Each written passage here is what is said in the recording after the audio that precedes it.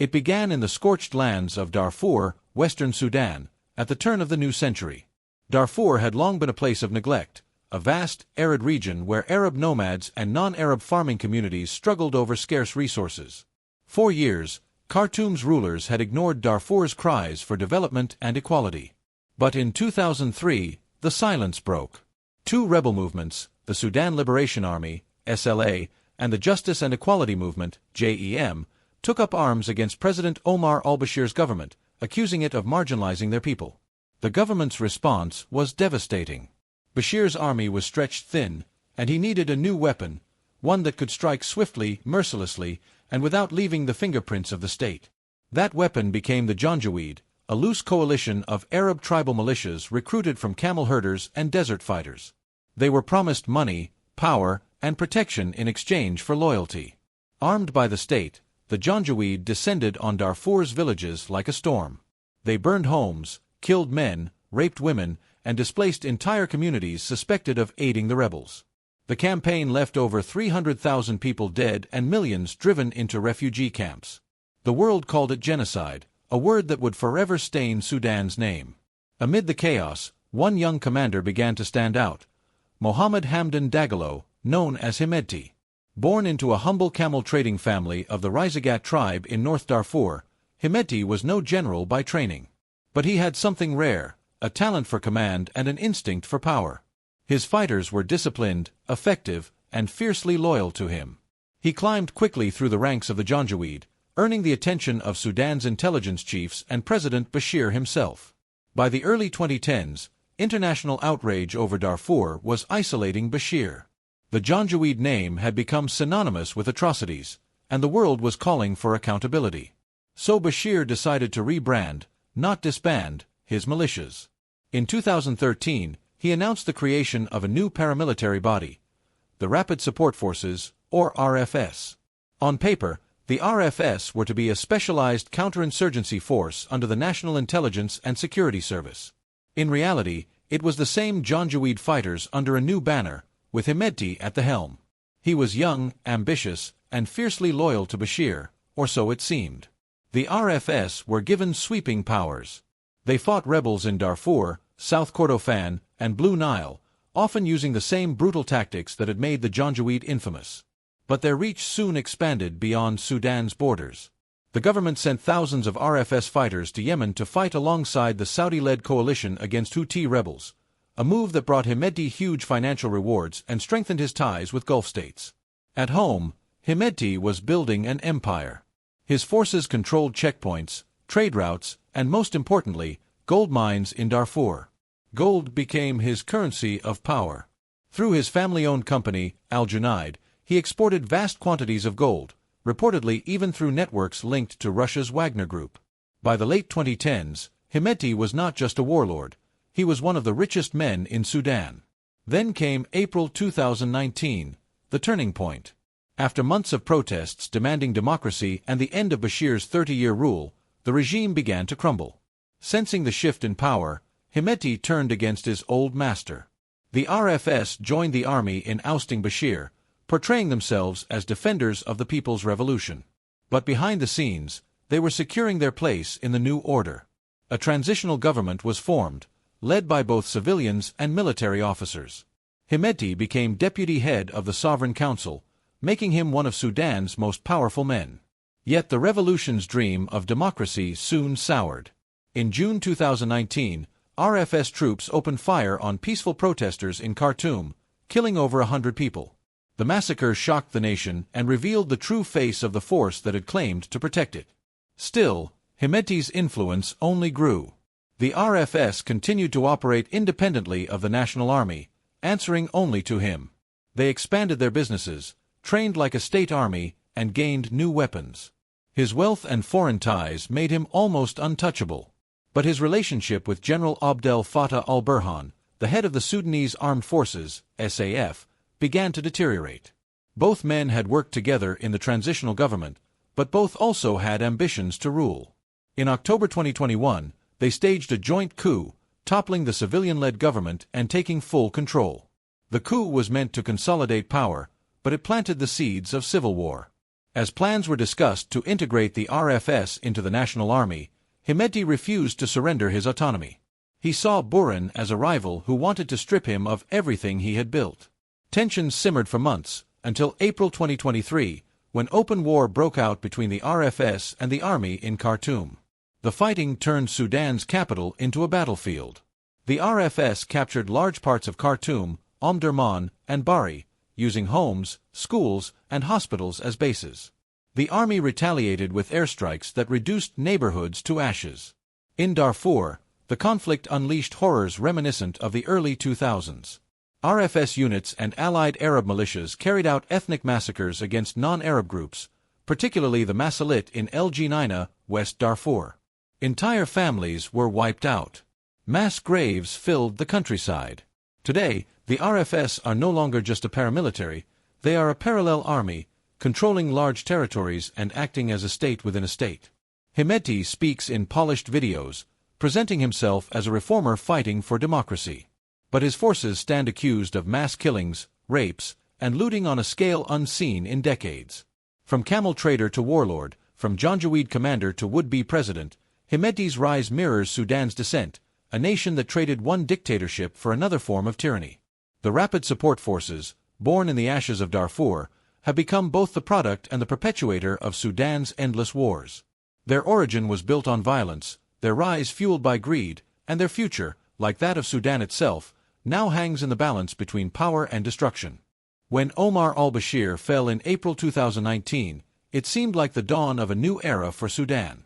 After months of protests and bloodshed, the people had finally brought down the man who had ruled them with an iron fist for 3 decades. Crowds filled the streets, chanting for freedom, justice, and civilian rule. But in the shadows of the revolution stood 2 men, General Abdel Fattah al-Burhan, head of the Sudanese Armed Forces, SAF, and Mohammed Hamdan Dagalo, better known as Hemedti, the commander of the Rapid Support Forces, RFS. They had both turned against Bashir at the final moment, hoping to save themselves and secure their power. Together, they formed a transitional military council, promising to hand over power to civilians after a short transition. But power is a drug, and neither man was willing to let go of it. The early months after Bashir's fall were filled with tension. Civilians demanded immediate democratic rule, but the generals delayed, maneuvering to maintain control. Then came June 3, 2019, a day that would forever scar Sudan's revolution. As thousands of protesters camped outside the army headquarters in Khartoum, demanding civilian leadership, RFS troops moved in. They opened fire, burned tents, beat and raped people, and dumped bodies into the Nile. Over 100 were killed in what became known as the Khartoum Massacre. That massacre marked the moment when Sudan's revolution began to lose its innocence. But it also deepened the divide between the people and the generals, who still pretended to be partners in the transition. Eventually, under international pressure, a power-sharing agreement was reached in August 2019 between civilians and the military, creating a transitional government meant to lead Sudan to democratic elections. The arrangement was fragile from the start. Prime Minister Abdallah Hamdok, a respected economist, was appointed to lead the civilian side. But the army and RFS continued to wield real power, controlling weapons, money, and territory. Behind the scenes, Buran and Hemedti were building rival centers of influence. The Sudanese Armed Forces, SAF, were the traditional military, disciplined, hierarchical, and rooted in national institutions. The RFS, on the other hand, were a paramilitary empire, loyal to Hemedti personally. They had their own command, their own funding, much of it from gold mining and foreign mercenary contracts, and even their own intelligence network. Both sides distrusted each other deeply. In October 2021, their uneasy partnership shattered when Buran and Hemedti jointly staged a coup, overthrowing the civilian government. They claimed it was to correct the course of the transition, but in reality, it was a power grab. The coup sparked mass protests across the country, and Sudan began to drift back into military rule. Still, Buran and Hemedti ruled together, but only for a while. Beneath the surface, a silent battle was brewing over who would control the future of Sudan's security forces. The central question was whether the RFS would be integrated into the regular army, as demanded by international mediators and Sudan's reformists. For Buran, this was a matter of sovereignty. No country could have 2 armies. For Hemedti, it was a death sentence. He knew that integration meant losing his power, his autonomy, and possibly his life. He had spent years building the RFS into a powerful force, tens of thousands of men, heavy weapons, armored vehicles, and deep financial networks. He wasn't about to hand that over. Talks over the merger dragged on into early 2023, but trust was gone. The RFS began deploying fighters into key positions around Khartoum, claiming it was for training. The army saw it as preparation for war. Civilians, caught in the middle, grew increasingly anxious. Then, in April 2023, the fragile peace exploded. On the morning of April 15th, heavy gunfire echoed across Khartoum. The RFS launched coordinated attacks on military bases, airports, and government buildings, trying to seize control before the army could strike first. The Sudanese armed forces responded with airstrikes and artillery fire. Within hours, Sudan was at war with itself. What began as a struggle between two generals quickly spiraled into a national catastrophe. The RFS seized much of Khartoum, Omdurman, and parts of Bari, turning residential neighborhoods into battlefields. They occupied homes, looted hospitals, and took over key infrastructure. Burhan's army retreated to fortified positions and struck back from the air. But the fighting didn't stay in the capital. In Darfur, the RFS unleashed their full fury. Old wounds reopened as RFS fighters and allied Arab militias carried out ethnic massacres, particularly against the Masalit community in West Darfur. Reports of mass killings, mass graves, and sexual violence emerged, scenes hauntingly similar to the atrocities of the early 2000s. Meanwhile, the SAF conducted air raids that flattened markets, homes, and schools. Civilians became trapped between two ruthless forces, each claiming legitimacy. Power, not justice, was the prize. By mid-2024, the RFS controlled most of western Sudan, including large parts of Darfur and stretches of Khartoum.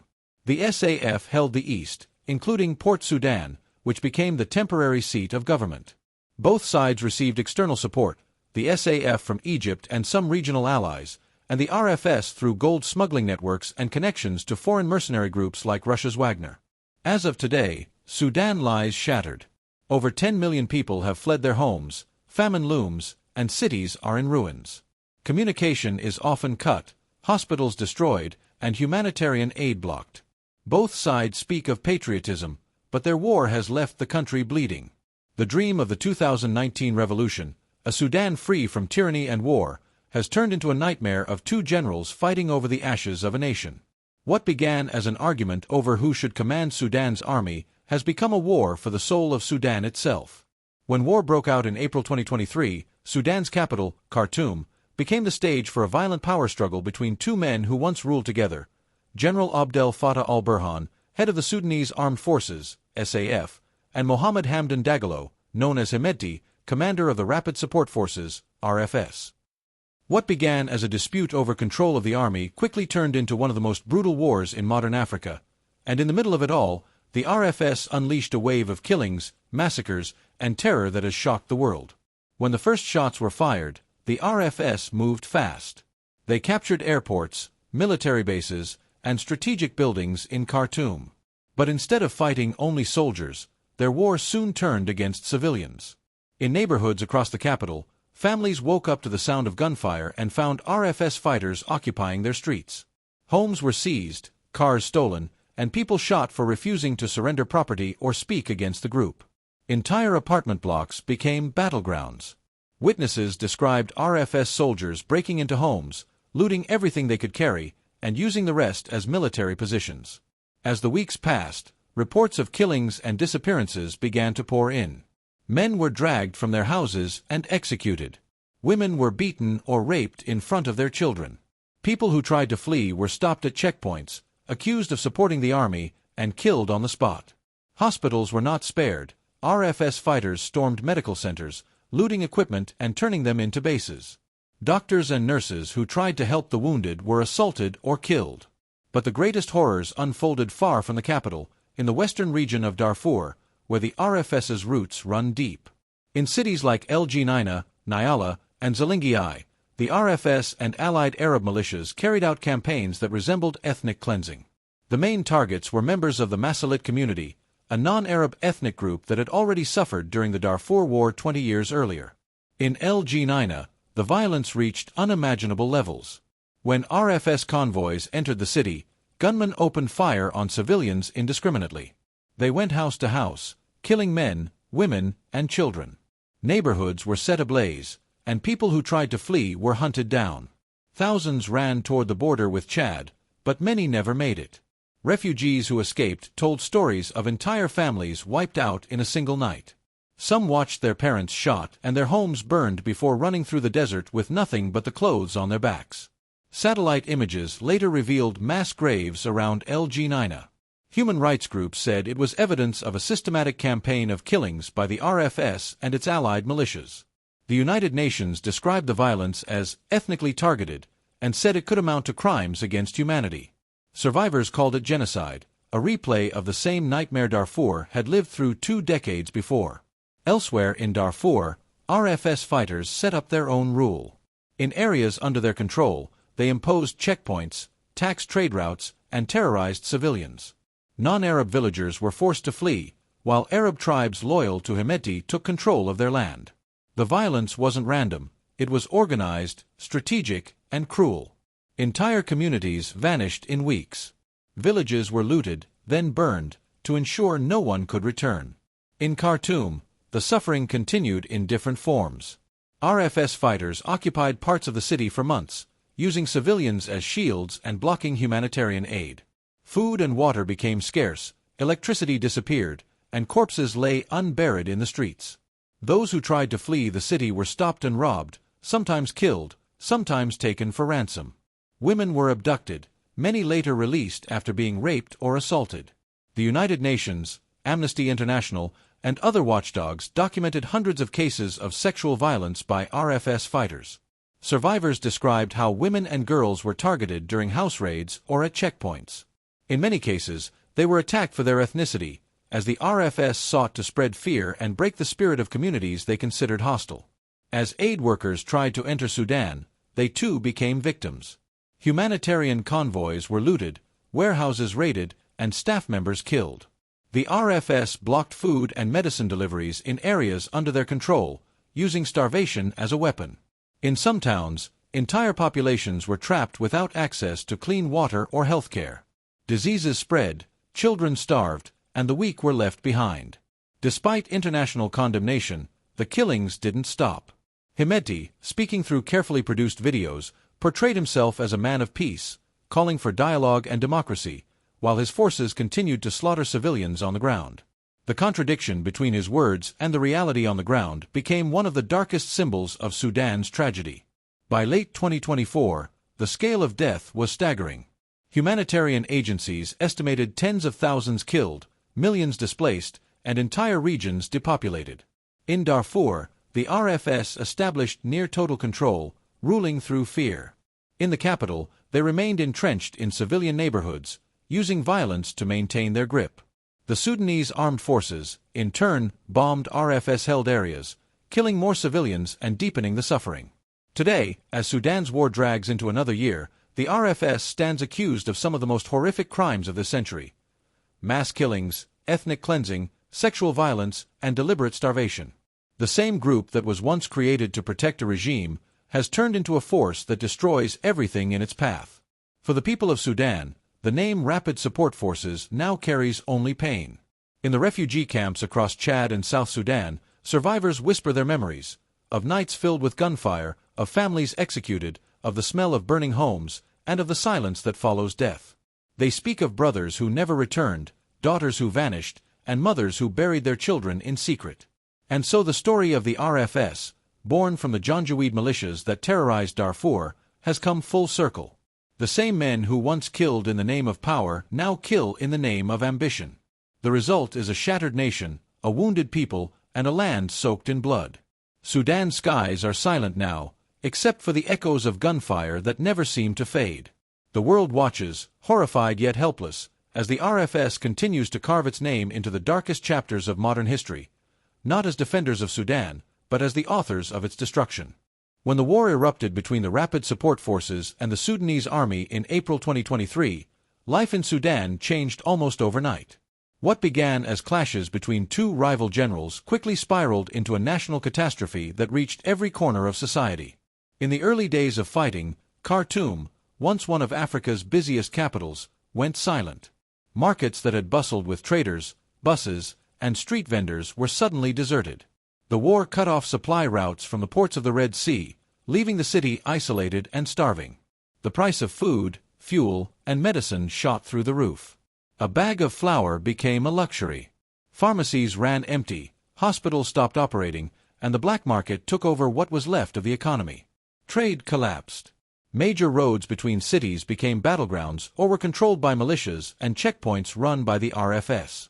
Trucks carrying goods were looted, and merchants could no longer move safely between regions. Banks closed, money transfers stopped working, and cash itself became scarce. Small traders and farmers, the backbone of Sudan's economy, were forced to abandon their businesses and flee. Farmers in fertile areas like Jazeera and Blue Nile could no longer plant or harvest because the fields were unsafe. Without fuel or irrigation, crops withered, and Sudan, once a food exporter, fell deeper into hunger. The informal economy, once a lifeline for the poor, was destroyed. Markets were burned during battles, shops looted by fighters, and traders threatened or kidnapped for ransom. The few markets that still operated did so under fear, with prices changing by the hour. The war tore apart not just businesses, but the trust that made commerce possible. Schools and universities across the country were forced to close. In Khartoum, classrooms became shelters for displaced families. Desks and blackboards were replaced by mats and cooking fires. Many teachers fled to neighboring countries, while others joined volunteer networks trying to teach children in makeshift camps. An entire generation of Sudanese youth is now growing up without education, their schools reduced to ruins, their teachers scattered, their dreams postponed indefinitely. In Darfur, where the RFS dominates, the situation is even worse. Whole towns have been destroyed, and schools turned into barracks for soldiers. Children who once carried books now carry jerrycans, walking for hours to find water. Parents who once dreamed of sending their kids to university now struggle just to find food. UNICEF has called it one of the worst educational crises in Africa. Millions of children out of school, some for more than a year, with little hope of returning soon. Religious life has not been spared either. Sudan's churches and mosques have both suffered during the fighting. In Khartoum and Omdurman, several churches were hit by shelling or looted by gunmen. Priests and imams alike have fled, leaving their congregations without guidance. Some churches became shelters for displaced families, Christians and Muslims living side by side, united by suffering rather than faith. In Darfur, priests have reported RFS fighters looting church property, burning Bibles, and killing those who tried to protect them. Mosques, too, have been damaged or used as military positions, violating their sanctity. Healthcare has collapsed almost completely. The war has destroyed or shut down nearly 70% of Sudan's hospitals. Doctors have been killed, kidnapped, or forced to flee. The few hospitals still open operate under impossible conditions. No electricity, no medicine, no staff. Women give birth in tents, surgeries are performed without anesthesia, and diseases like cholera, malaria, and measles spread rapidly.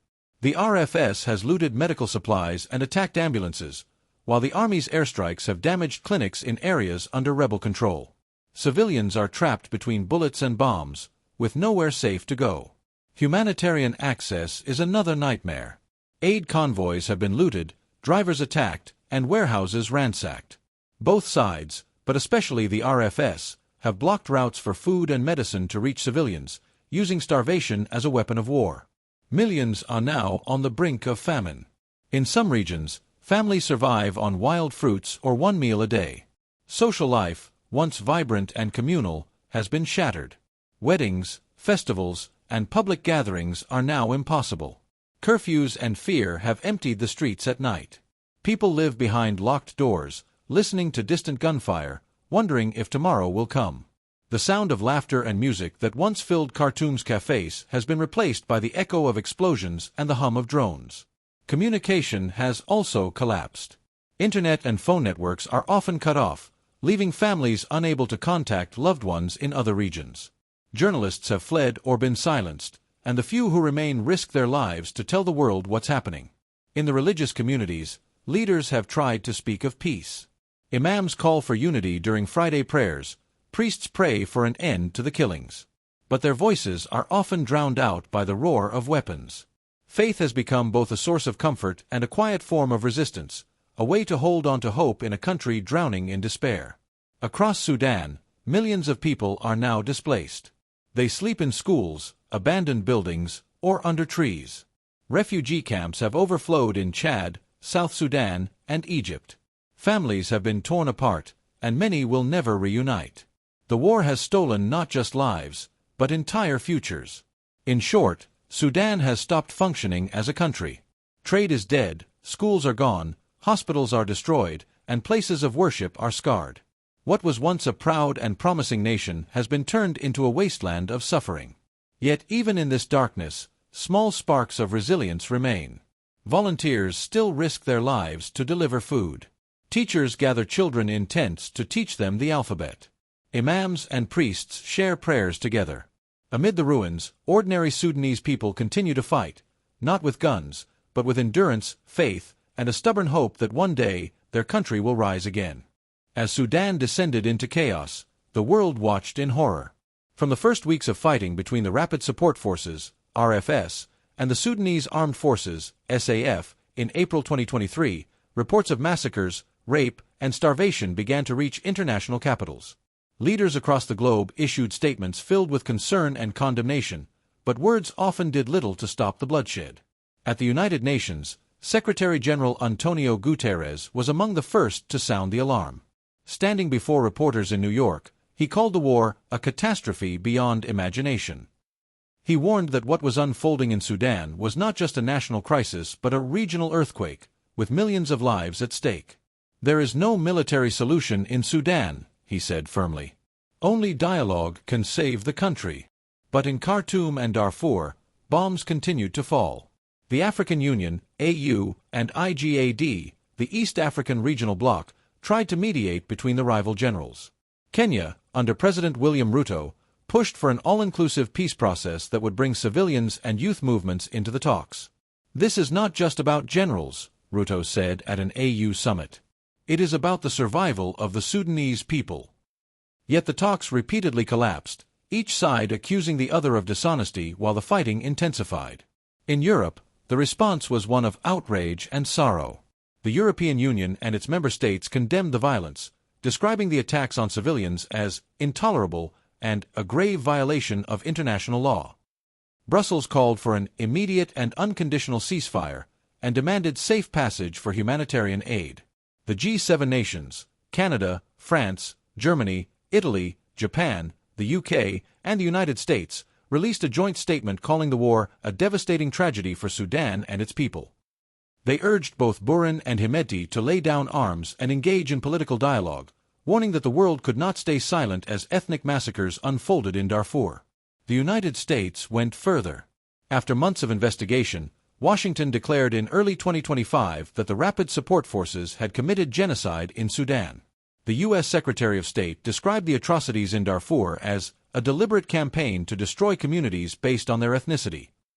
The declaration placed Hemedti and his commanders under global scrutiny, with new sanctions and travel bans imposed on RFS leaders and those financing their war machine. Across the Arab world, reactions were mixed and cautious. Countries like Saudi Arabia and the United Arab Emirates, which had ties to both sides, called for peace and offered to host talks, but were accused by some observers of fueling the conflict through financial and political support. Egypt, which shares a border with Sudan and fears instability spreading northward, firmly backed General Buran and the Sudanese army. Cairo described the RFS as a rogue militia, threatening Sudan's unity and the safety of the Nile region. Russia and China, meanwhile, took a different tone. Moscow blocked several UN Security Council resolutions that sought to impose harsher measures on Sudan's warring factions. Russia argued that foreign intervention would only deepen the conflict, while quietly maintaining ties with Sudanese military figures and eyeing access to the Red Sea ports.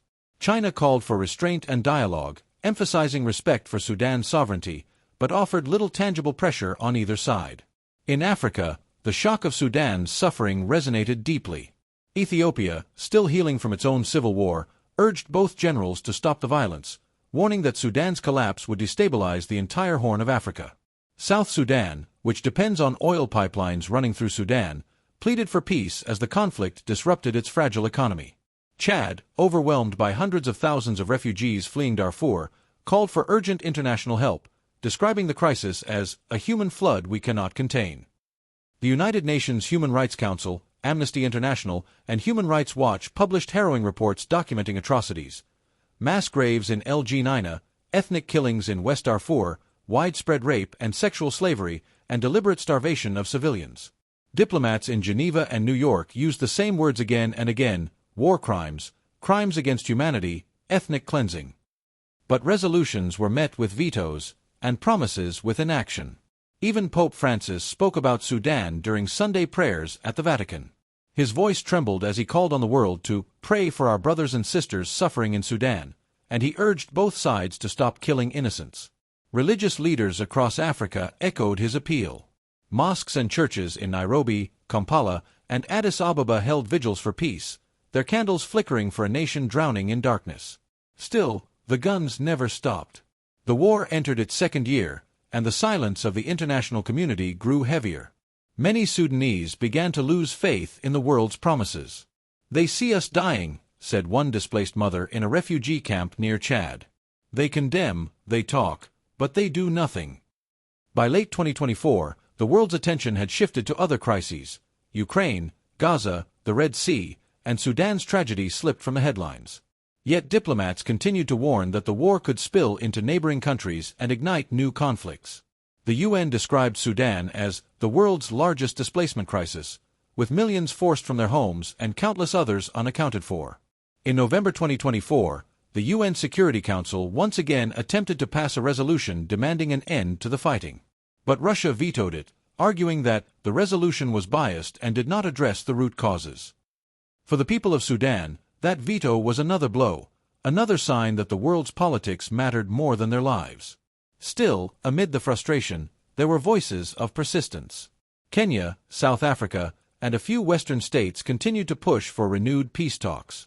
Humanitarian groups refused to give up, risking their lives to deliver food to starving families. And Sudanese civil society, the youth, women's groups, and activists who once led the 2019 revolution, kept calling for a future without guns, generals, or militias. From the White House to the African Union, from Brussels to the Vatican, the message remains the same: stop the killing, stop the suffering, and let Sudan live. But inside Sudan, the roar of war still drowns those words. As the international community struggles between diplomacy and paralysis, the people of Sudan continue to pay the price, abandoned by those who promised to protect them, yet still holding on to a fragile hope that one day, the world's words will turn into action. As Sudan's war dragged on and the horrors deepened, the bombings, the ethnic massacres, the starving families, it wasn't only leaders and diplomats who spoke. Across the world, ordinary citizens began to raise their voices, refusing to let Sudan's suffering disappear into silence. From Nairobi to Lagos, Cairo to Cape Town, the cries of Sudan's people echoed across borders. African citizens saw not just another conflict on the news, but the destruction of a neighbor, a brotherly nation once filled with hope after the 2019 revolution that toppled Omar al-Bashir. On social media, hashtags like #StandWithSudan, #SaveSudan, and #StopTheWarInSudan began to spread, shared by young Africans who remembered their own struggles against dictatorship and military rule. In Kenya, students gathered outside the Sudanese embassy in Nairobi carrying placards that read, "Silence is betrayal," and "African lives matter too." They called on the African Union to do more than issue statements, to act, to send peacekeepers, to pressure the generals to stop the war. One university student said, "We cannot claim to be one Africa if we watch Sudan bleed and do nothing." In Nigeria, activists and musicians used their platforms to speak up. On X, Twitter, some posted emotional threads comparing Sudan's struggle to Nigeria's own history of coups and civil war. Others organized online fundraisers for displaced Sudanese families. A popular influencer wrote, "If this were Europe, the world would not be this quiet. Why is Africa always left to die alone?" In Ethiopia and South Sudan, where memories of war still linger, people expressed deep empathy. Refugees arriving at the borders were welcomed by locals who had once fled in their own conflicts. "We know what it means to lose everything," said one South Sudanese man who helped new Sudanese arrivals build shelters from scraps of metal. They are our brothers, their pain is ours. Across the Arab world, citizens were equally divided and emotional. In Egypt, where thousands of Sudanese have fled, people have been torn between sympathy and fear. Sympathy for the victims, fear of the growing refugee crisis. Egyptian families in border towns began collecting clothes and food for Sudanese families crossing the desert. But there were also tensions, as resources grew scarce and the flow of refugees increased. Still, many Egyptians took to social media with messages like, "We share the Nile, and we share the pain." In the Gulf countries, where many Sudanese expatriates live, the diaspora community became a lifeline. Sudanese doctors in Saudi Arabia and the UAE organized medical aid drives and sent money home through informal channels. Online, young Sudanese in exile spoke out with heartbreaking posts, sharing photos of destroyed homes, missing relatives, and childhood streets turned into battlegrounds. "We may live abroad," one Sudanese woman in Dubai wrote, "but our hearts are buried in Khartoum." In Europe, the reaction was strong among human rights groups and diaspora communities. Cities like London, Paris, and Berlin saw small but passionate protests. Sudanese expatriates marched with banners showing photos of mass graves in Darfur and the words, "The world ignored us once before, not again." They reminded everyone that Darfur's genocide in the 2000s had been met with similar indifference, and history was now repeating itself. British activists shared petitions demanding their government push for stronger sanctions and humanitarian access. In France, solidarity concerts raised funds for displaced Sudanese children. In the United States, the Sudanese American community became increasingly vocal. Many had fled during the Bashir era and now found themselves reliving the same nightmare from afar. They flooded social media with videos and testimonies, urging U.S. officials to recognize the RFS atrocities as genocide, a campaign that eventually succeeded in early 2025. American citizens who had never heard much about Sudan began to ask questions, moved by haunting footage shared online. Children searching for food in ruins, mothers crying over graves, and cities reduced to dust. In Asia, awareness grew slowly but steadily. In India, human rights groups held vigils, while in Malaysia and Indonesia, Muslim charities launched drives to send food and medicine to Sudanese families displaced by war. In China, social media commentary was limited by censorship, but international students quietly shared information among themselves, expressing sorrow over how another developing nation was being torn apart by power struggles. African artists, poets, and influencers also joined the outcry. Tanzanian musicians, Kenyan poets, and South African journalists used their platforms to demand global attention. A spoken-word artist from Nairobi went viral after performing a piece titled, "Khartoum is Crying," where she said, "When one African city burns, the whole continent smells the smoke." But alongside this solidarity came anger at how slow the international community had been to act. Many citizens accused world powers of hypocrisy, noting how Western media and governments reacted swiftly to wars elsewhere but seemed indifferent to African suffering. "The world only pays attention when the victims are not African," one social media post read, echoing thousands of similar sentiments. In refugee camps along the borders with Chad, South Sudan, and Egypt, solidarity took a quieter form. Local villagers shared water and food with displaced families even when they had little for themselves. "We are poor," said an elderly Chadian man, "but they have lost everything. It is our duty to help." All across the world, from small towns to great cities, ordinary people, teachers, students, doctors, musicians, began to carry Sudan's story in their hearts. They prayed, protested, donated, tweeted, and wept. And although their voices were often drowned out by the noise of geopolitics, they became the moral echo of a world that refused to forget. The war in Sudan may still rage on, but it is not unseen. From Nairobi's streets to New York's rallies, from Cairo's refugee centers to London's protests, people everywhere are speaking the same words in different languages. Sudan deserves peace. Stop the war. We see you. And though the bombs continue to fall, the voices of ordinary citizens, the ones who believe in humanity more than politics, have become the last flicker of hope in a world that too often turns away. The war in Sudan, which erupted in April 2023, has turned one of Africa's largest nations into a landscape of ruin and despair. What began as a power struggle between two generals, the head of the Sudanese Armed Forces, SAF, Abdel Fattah al-Burhan, and his former deputy, Mohammed Hamdan Dagalo, widely known as Hemedti, who commands the Rapid Support Forces, RSF, has evolved into a brutal, drawn-out conflict that has torn the country apart and plunged millions into unimaginable suffering. The seeds of this war were planted long before the first shots were fired. After the fall of longtime dictator Omar al-Bashir in 2019, Sudan was supposed to move toward democracy. But the transition was fragile and filled with mistrust. Both Burhan and Hemedti, once allies in toppling Bashir, began to compete for dominance. Talks over merging the RSF into the regular army turned sour. Each side built up its forces, its networks, and its ambitions, until on April 15, 2023, the tension exploded into all-out war. At first, gunfire and airstrikes filled the skies of Khartoum, Sudan's capital. The city became a battlefield overnight. Residents woke to explosions around the presidential palace, the airport, and army barracks. What many thought would be a brief confrontation dragged on for weeks, then months, spreading far beyond Khartoum. Soon, towns across Darfur, Kordofan, and the central and eastern regions were engulfed in fighting. The RSF gained a stronghold in Darfur, while the army dug in across the northeast. Sudan, once a country trying to rebuild from years of dictatorship, was now collapsing into chaos. Today, Sudan is enduring one of the world's worst humanitarian crises. The United Nations says more than 30 million people need aid, and about 16 million of them are children. Millions have fled their homes, some crossing borders into Chad, South Sudan, and Egypt, while others are stranded in makeshift camps within Sudan itself. Whole families are living under trees or in bombed-out schools. They survive on handouts, when aid can reach them at all. Many roads are too dangerous for convoys, and trucks carrying food are often looted or blocked by fighters.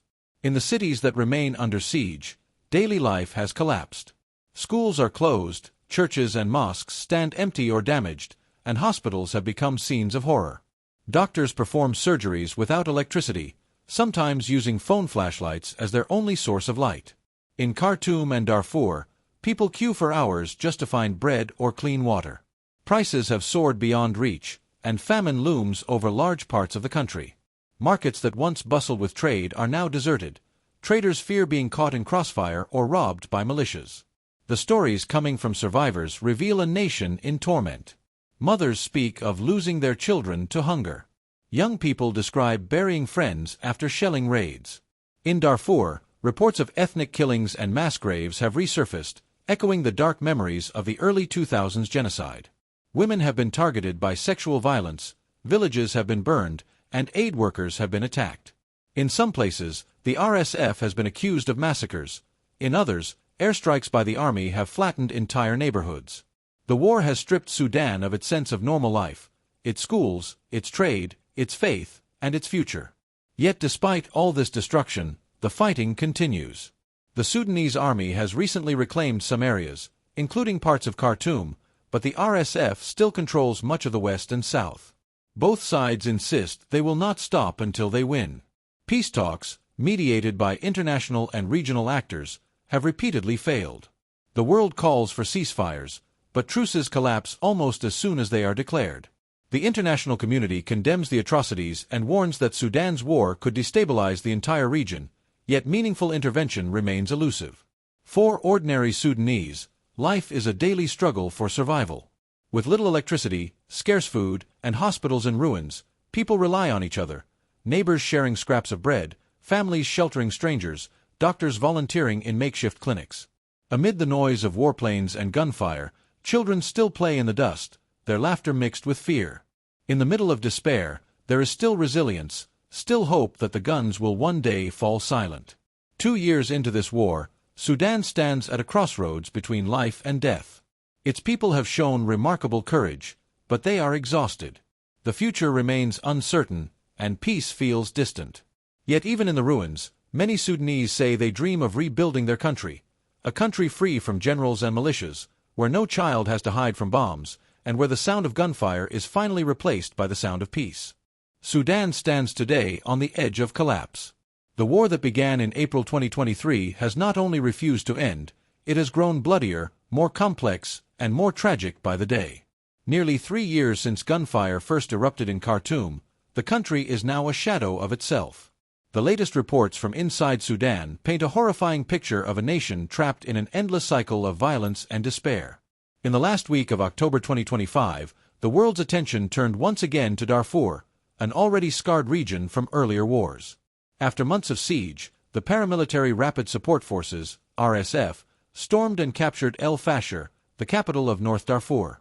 The city had been surrounded for more than a year, its residents starved and bombarded as food supplies dwindled and aid convoys were turned away.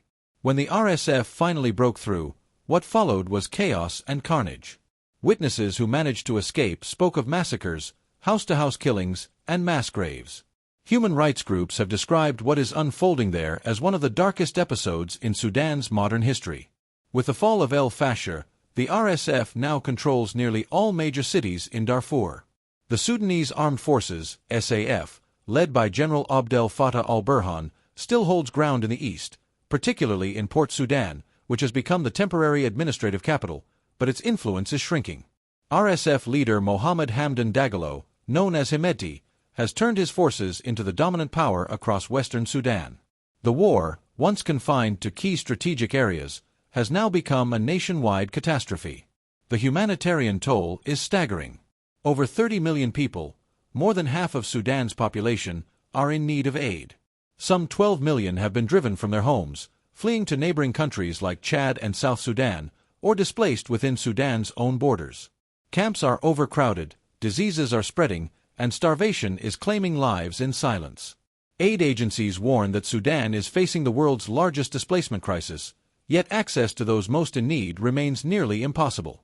Many areas under RSF control are sealed off, with reports of looting and attacks on aid workers. Life for ordinary Sudanese people has all but collapsed.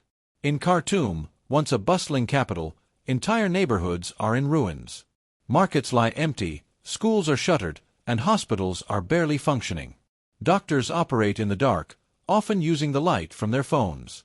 In Darfur, families sleep in the open, huddled beneath trees, while others dig makeshift graves for loved ones lost in the fighting. The sense of normalcy is gone, replaced by the daily struggle to find food, water, and safety. Even communication with the outside world has become rare. In cities like El Fasher, phone networks are down, internet lines are cut, and news travels only through word of mouth or smugglers who risk their lives to send updates. What fragments of information escape describe scenes of horror: children crying for food, mothers searching for missing sons, and entire villages emptied overnight. International observers say the atrocities in Darfur are disturbingly reminiscent of the genocide that scarred the region 2 decades ago. Meanwhile, international mediation has all but failed. Talks between the RSF and SAF have repeatedly collapsed, and peace proposals have been ignored. The United Nations continues to call for a ceasefire, but neither side appears willing to stop fighting. Regional powers have been accused of fueling the war, supplying weapons, money, or political support to one faction or the other. As the conflict drags on, fears grow that Sudan may splinter into rival territories, each ruled by its own warlord. In the streets of Sudan, hope has become a fragile thing. People whisper of peace, but few believe it will come soon. A man in Omdurman told reporters, "We no longer count the days by dates, but by how many we survive." For the children who have never known life without gunfire, the sound of silence is a distant dream. As November 2025 begins, Sudan is bleeding. The RSF tightens its grip in the west, the army clings to the east, and between them lies a nation in ruins. The international community calls for an end to the bloodshed, but for the people of Sudan, every new dawn feels the same: another day of fear, hunger, and uncertainty, as a proud country continues to crumble under the weight of war. To the people of Sudan, I know your nights have grown long, and your days heavy with loss. The world has watched the smoke rise above your homes and the silence of your streets, but I want you to know, your story is not over. Even when everything around you feels broken, the strength that lives within you is greater than the war that surrounds you. Sudan, you have known pain before, and every time, you have found a way to stand again. You are the land of poets, farmers, teachers, and dreamers. You are a nation that has always carried dignity, even in hunger, and faith, even in despair. The world may see rubble, but I see roots, deep, unshakable roots that no bullet can tear out. I believe in the day your skies will clear again. I believe in the hands that will rebuild your homes, the voices that will fill your classrooms, and the laughter that will return to your markets. I believe in the mothers who have carried courage like a torch through the darkness, in the fathers who refuse to give up, and in the children who still dream of tomorrow. War can destroy walls, but it cannot destroy spirit. And your spirit, Sudan, is fierce. It beats like a drum of resilience across every camp, every shattered street, every heart that still dares to hope. Hold on to that. Even the smallest hope is stronger than the loudest gun. One day soon, the world will not speak of your suffering, it will speak of your strength. It will tell the story of a people who refused to be broken. When peace finally returns, and it will, Sudan will not simply rise. You will rise brighter, wiser, and more united than before. Until that day, do not let go of hope. Hope is your weapon now, silent, invisible, but unstoppable. The world has not forgotten you, and neither have I. Keep your heart strong, for dawn always comes, even after the longest night.